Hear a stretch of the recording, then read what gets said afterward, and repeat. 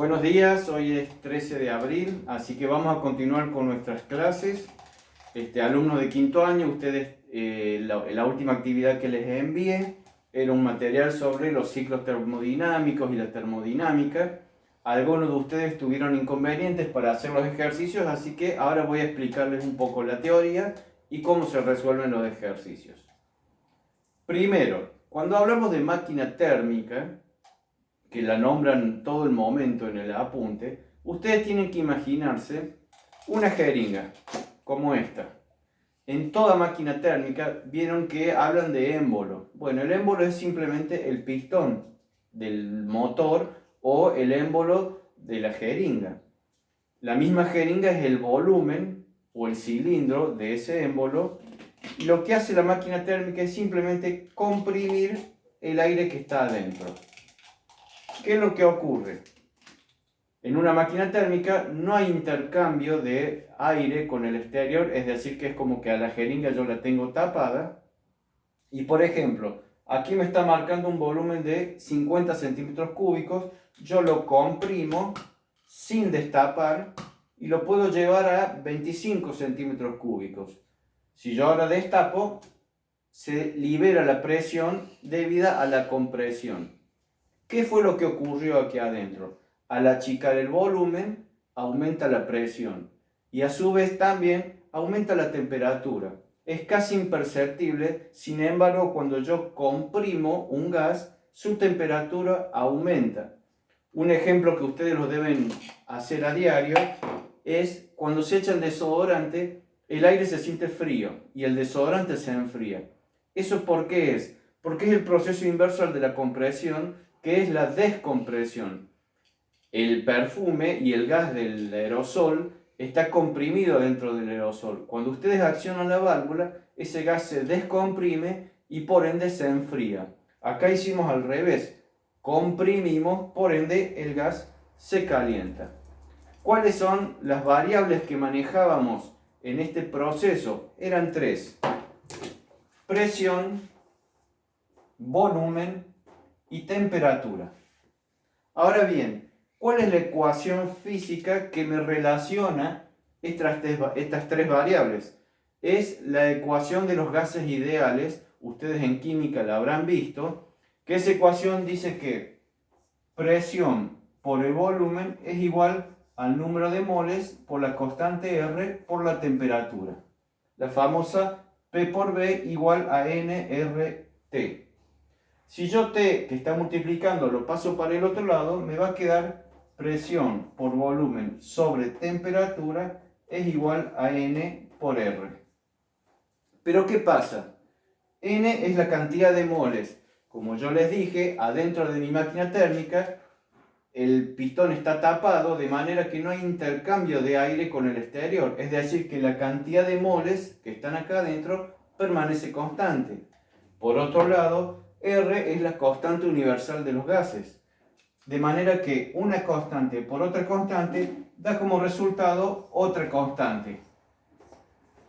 ¿Qué es lo importante de que estos tres parámetros, presión por volumen dividido la temperatura, siempre se mantengan constantes? Eso es importantísimo porque significa que en un ciclo de un gas, entre un inicio y un final de un proceso, ya sea porque aumentemos la temperatura, disminuyamos el volumen, aumentemos la presión o la modificación que sea, la relación de estos tres parámetros siempre va a ser constante. Es decir, por ejemplo, la presión al inicio por el volumen al inicio sobre la temperatura al inicio del proceso va a ser igual a la presión al final por el volumen al final dividido la temperatura al final del proceso.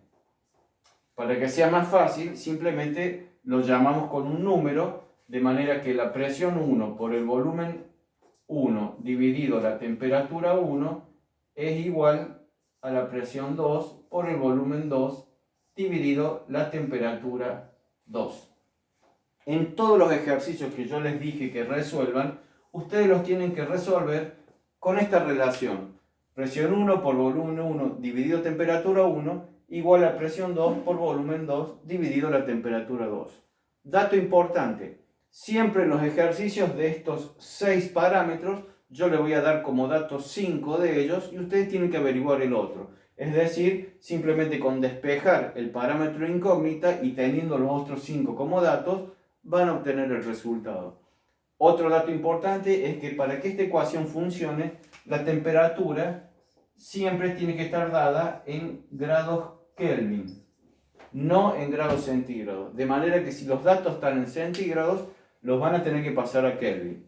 Recuerden, para pasar de grados centígrados a Kelvin, tienen que sumar por más 273. O de Kelvin a centígrados, tienen que restar 273. Entonces, ustedes ven que la relación P por V sobre T siempre es constante en todo proceso termodinámico.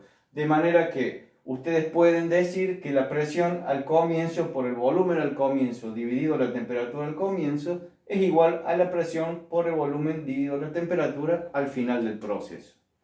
Hay ejemplos puntuales que ahí yo les mencioné en el apunte, que es si la transformación es a igual temperatura al comienzo y al final, es isotérmica. Si fuera una transformación isotérmica, puedo anular estos dos parámetros.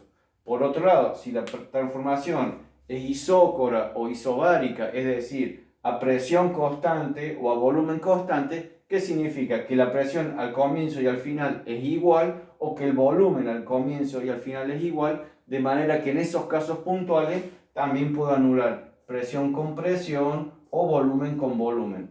Pero eso es solamente para los casos en que sean isotérmicas, isobáricas o isócoras, que son los 3 casos que están en el cuadrito del apunte. De todas maneras, con que pongan los 6 datos y las 2 temperaturas, así sean isotérmicas, no va a cambiar en nada la ecuación. Pongan los 6 parámetros y no va a haber forma de que se equivoquen. Así que bueno, cualquier consulta me mandan un mail y bueno, con esta ecuación van a poder encarar los 3 problemas de la guía que me tienen que entregar. Muchas gracias.